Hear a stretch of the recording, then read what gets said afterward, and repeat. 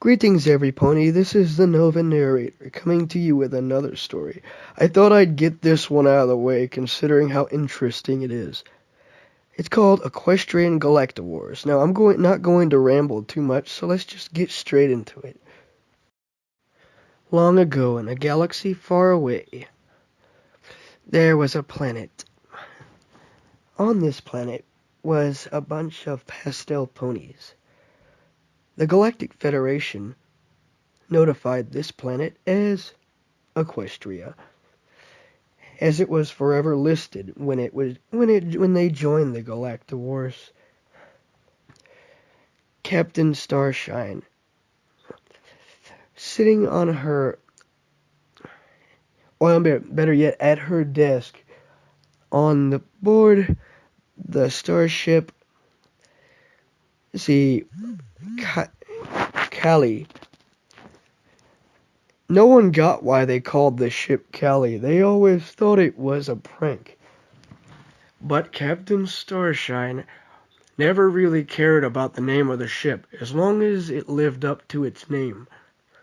As they floated through the galaxy, she hears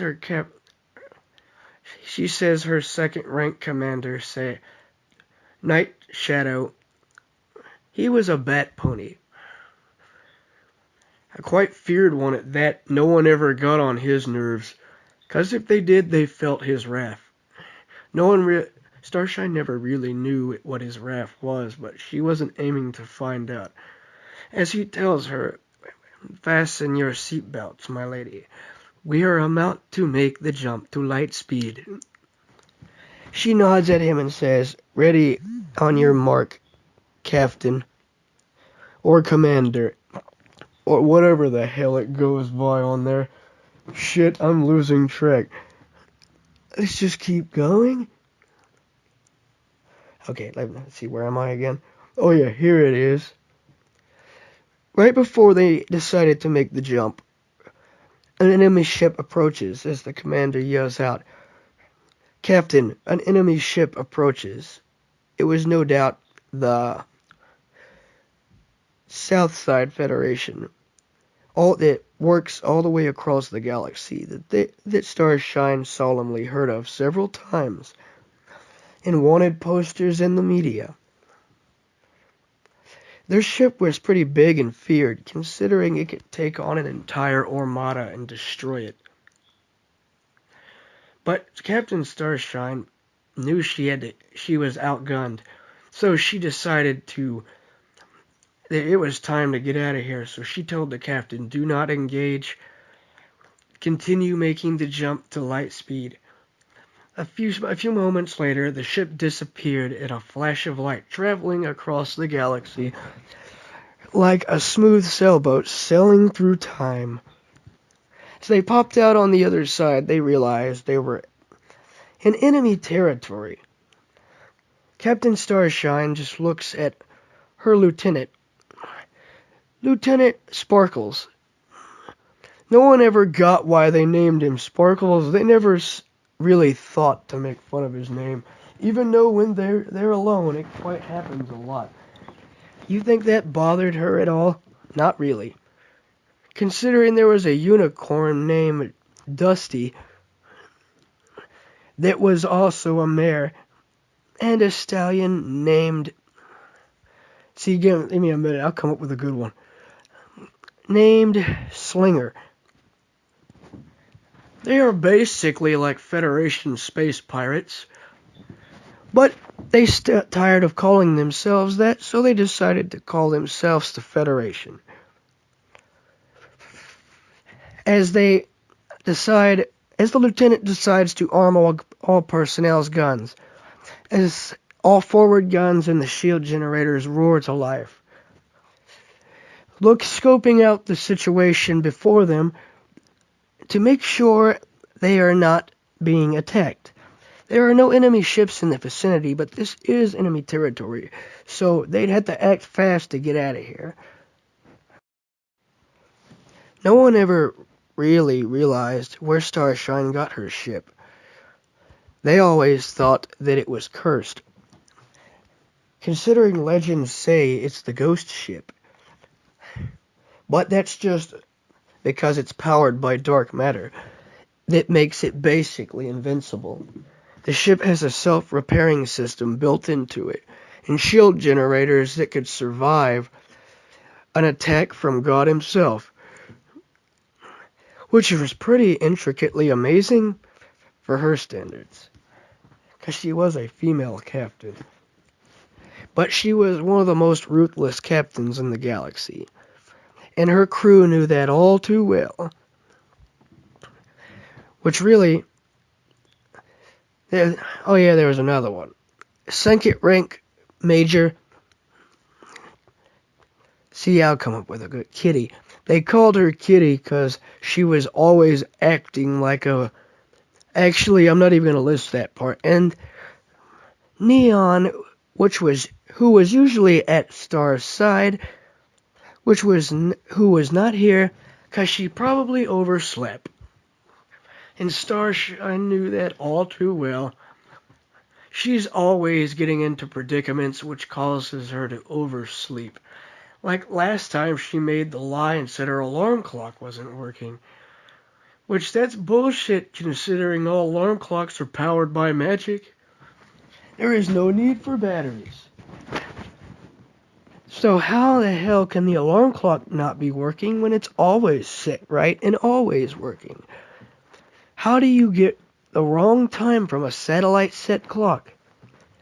She thought, but she didn't really care. She knew they were her excuses, and it's probably better not to make her explain them. As they spot an enemy ship, all guns were ordered forward by the lieutenant, as the captain orders the whole entire crew to fire, blasting the target clean out of the sky, which was an enemy naval ship. Armed with enough cannons and missiles to take on an entire fleet. Honestly, their enemy was planning something. As stars start skipping through the debris as they fly by. Ideas idly by. As they realized it must have been the only one. They must have been planning something. She thought as she looked around, considering all the debris and missile content. That ship was carrying enough cargo to take on an entire fleet. She just smirked. Thinking nothing of it, she decides to just go about her business. She makes the jump to light speed, getting in friendly territory once again, as they were greeted with returning sighs and, "Oh shit, they're finally back. Thanks, Celestia." Yeah, that kind of stuff. As they make the landing at one of the scheduled landing platforms that were open for them at the moment, as the princess herself decides to greet them. As Star graciously bows along with the rest of her crew to the princess before her, knowing good and well that she must respect the royal authority. Going with the authority to her castle. Yeah, and I had to make some funny parts in this. See, Starshine always liked to make the joke to call her Moonbutt. But that was just Luna. She called Celestia Sunbutt, and sometimes Fat Ass, if she can get by with it. Got a cough there for a second there. I'm okay though. Now let's get back into this. Following the princesses into their quarters, they realized the princesses brought her and her crew in for dinner. As they all just sit down and enjoy a meal of what appears to look like carrots covered in ketchup. Now ain't that just ridiculous? And a little piece of chocolate cake that was just sitting all alone on the table, along beside a little bottle of water. Boo-rah! What a common dinner, Starshine thought, and her crew probably thought the whole... Starshine always thought that the princesses are royal. They should have the higher-ups in life. As she looks around at all the disgusted glares her crew is giving the food. As she breaks the silence by eating one of the ketchup-covered carrots, causing the rest of her crew to do the same, not even paying the shitty eats any mind.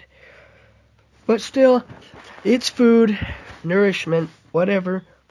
No matter what it is, it's still the same thing, she thought, as she just decided to eat it. After dinner, her and her crew got a much-needed shower, considering they've been on that ship for 3 years, randomly exploring the universe and what it has to offer, getting shot at and shooting back at stuff. As she lays down in the same room as her crew, like she's used to every night. Yeah, but the princesses were still common enough to give them one room to share. It's better than sleeping outside, she thought, as she laid down and passed out. And that was Equestrian Galacta Wars Chapter 1. And if you liked it, make sure to subscribe, comment, and make sure to turn on the post notifications and like the video. How else do you think I'm going to have a reason to go on? LOL. This has been the Nova Narrator. Out.